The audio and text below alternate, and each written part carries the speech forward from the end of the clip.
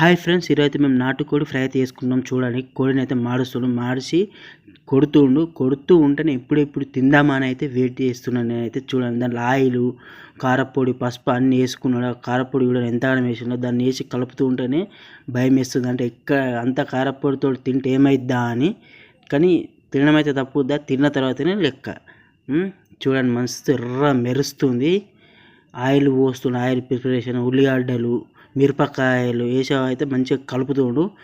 అల్లము, బగారాకులు వేసావు, మళ్ళీ కలిపి చికెన్ అయితే వేసిండు. చూడండి, మంచిగా గజగజ ఉడుకుతుంటేనే ఎప్పుడు తిందమ్మా అన్నట్టుంది. ఆ గుడ్లు అవన్నీ వేసి చూడండి, నోరేలు అయితే ఊరుతుంది. మంట అయితే అయిపోయింది.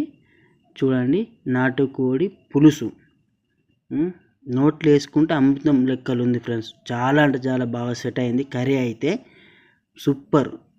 పార్టీ అయితే హైలైట్ అయింది.